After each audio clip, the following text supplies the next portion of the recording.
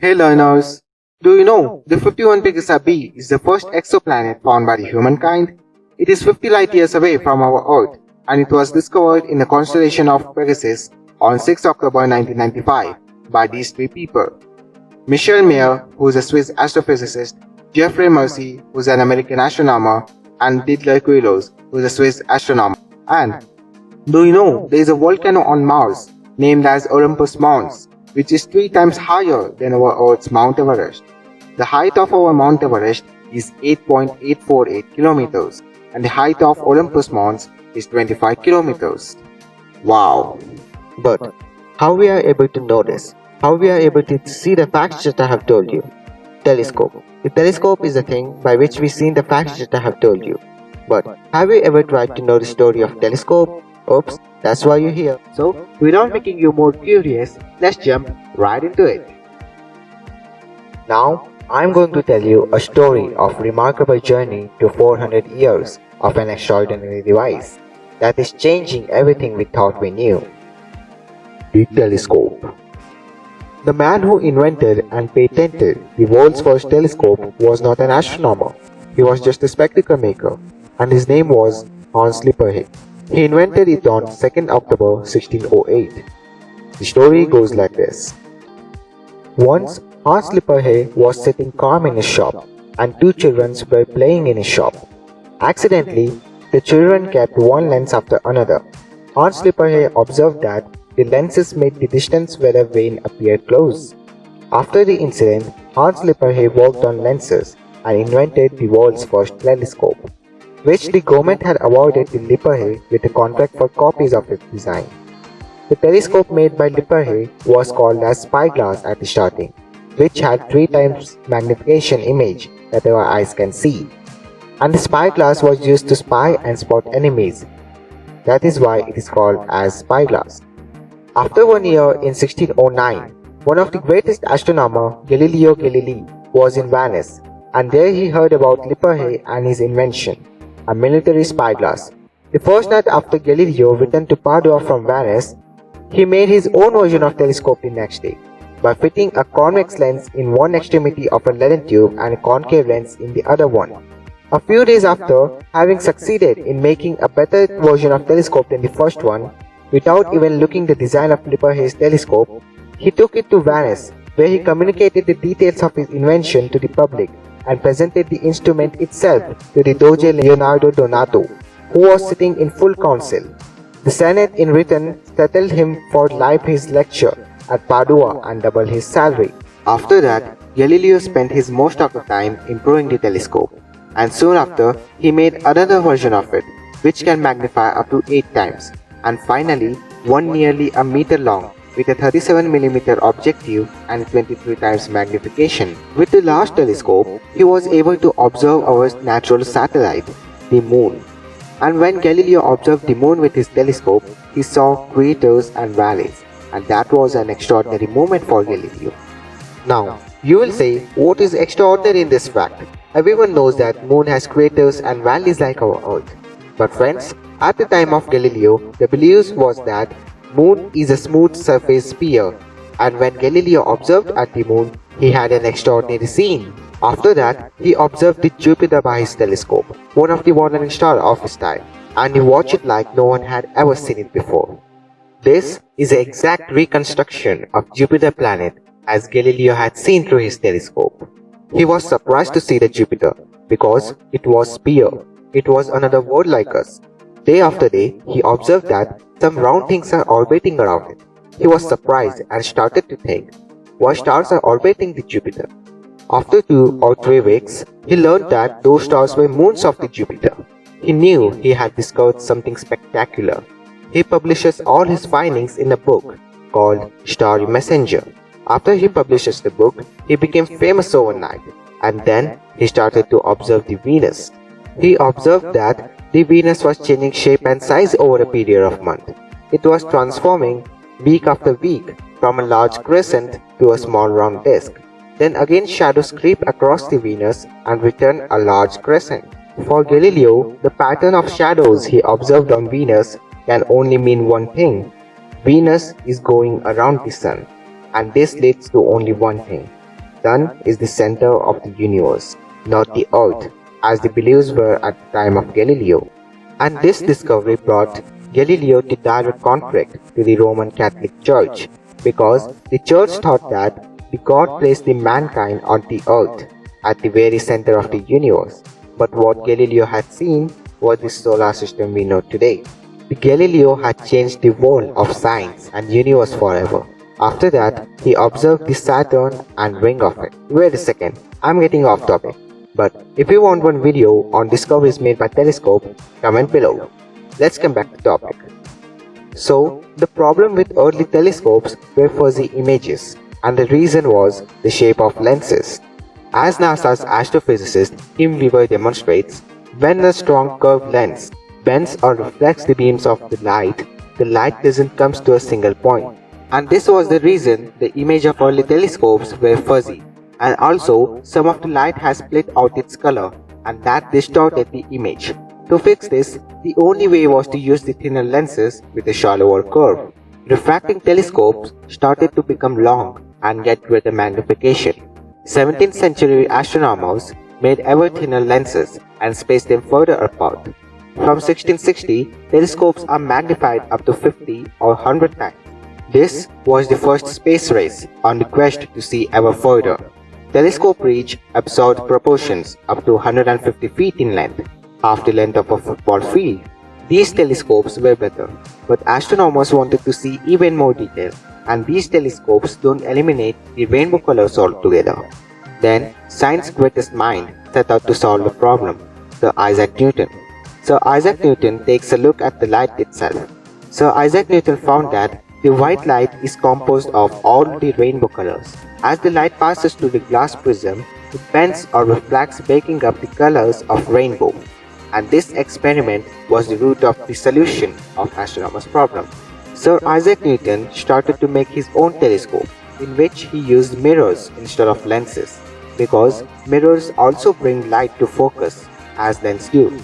But there is one critical difference between lenses and mirrors. In lens, the light passes through it, but in mirror, the light bounces back, so there are no rainbow colors to distort the image. This small reflector telescope works well as 4-foot-long telescope that use lenses. By this, Sir Isaac Newton creates world's first reflector telescope, which eradicates the rainbow color, a problem that plagued the telescopes since the time of Galileo. After a century, a musician and composer named William Herschel wanted to use the bigger version of Newton's reflector telescope and wants to see even more further than anyone before. Now, you will ask how a musician will have interest in astronomy. Actually, the real passion of Herschel was not music, it was astronomy. So, he wanted to create the bigger version of Newton's telescope to see more than just planets. He wants to see the fate in stars. Herschel knew that if he builds bigger mirror, he will be able to collect more light, because more wider his aperture, more light he can collect and see further into the space. But one problem. At the time of Herschel, the mirrors were still made up of metals. Glass mirrors were not being invented, and making a large curved mirror with metal was not so easy. So, working in his basement, Herschel cast discs of metal called speculum, a special mixture of molten tin and copper. Casting metal discs was just the first step, because cooled flat discs need a shiny curved surface to become his mirrors. So, to get them shiny curved surface, Herschel painstakingly grinds and polishes the metal disc by hand to the precise shape needed to form an image. And in 1781, Herschel peers night after night into the sky, and at the side, his sister, Caroline, was recording his all observations and became a prominent astronomer herself. Then, on March 13th, they record something that they had never recorded, a very faint star that seems to move backdrop of the other stars. This star was a new planet they discovered, the Uranus. After, in 1781, Herschel builds 20 feet long telescope and started to observe the strip of stars, what we call Milky Way. At the time of Herschel, no one knows that the Milky Way is a galaxy and no one knows what its shape is, and finding the shape of Milky Way was his obsession. Herschel was tirelessly observing the sky and was mapping the distribution of all stars he can see in the great circle that cuts to the Milky Way. The survey took 1 year of precise recording, and Herschel made a map called the Grindstone. But one great mystery remains to the Herschel: the large strange objects that astronomers can explain. They call them nebulae. Herschel made a catalogue of these mysterious objects, counting and classifying over 2,300 nebulae. But even with this giant telescope, Herschel can't explain what they were or where they were. 60 years later, at Burgh Castle, Ireland, the eccentric Lord Rosse builds the largest telescope in the world. He builds it because he wanted to crack the enigma of the nebulae. 6-story walls supported Cube's 60 feet long telescope, and the mirror was the height of a man. Lord Rosse points his telescope at the nebulae and sketches what he observed, and for the first time the fuzzy images of the nebulae came into the focus. Inside of them, Rosse can see stars and spiraling structures. But there is a problem with his telescope. His telescope can only move up and down, and the mirror tarnishes easily. The giant telescope falls into disrepair. After 80 years, a telescope bigger than Galileo ever imagined, high on a mountain peak. This telescope on Mount Wilson, California, revealed that the spiral nebulae first sketched by the Rosse are separate galaxies beyond our own. And this revolutionized the idea of scientists of the scale of our universe. Now, our Milky Way was not only the galaxy in the universe. Now, it is one of the hundreds or billions of the galaxies. After that, in 1995, humanity discovers the first exoplanet named 51 Pixar b, as I have told you in the starting of this video. After 51 Pixar b, NASA on March 6, 2009 launches the brand new telescope named Kepler to find rocky planets like our Earth which are orbiting other stars. The mission of Kepler is to collect light from the field of 100,000 stars inside our Milky Way, looking for clues for other worlds. Kepler had already discovered several exoplanets, but not like our Earth. But scientists say it's just a matter of time to discover a planet like our Earth. After this long journey comes the most modern telescope, the Hubble telescope. The Hubble Space Telescope was launched into the low Earth orbit in 1990 and remains in the operation.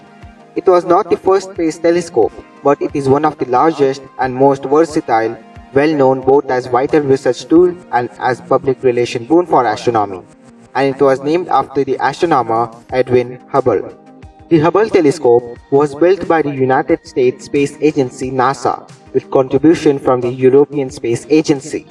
The Space Telescope Institute selects Hubble targets and processes the resulting data, while the Goddard Space Flight Center controls the spacecraft.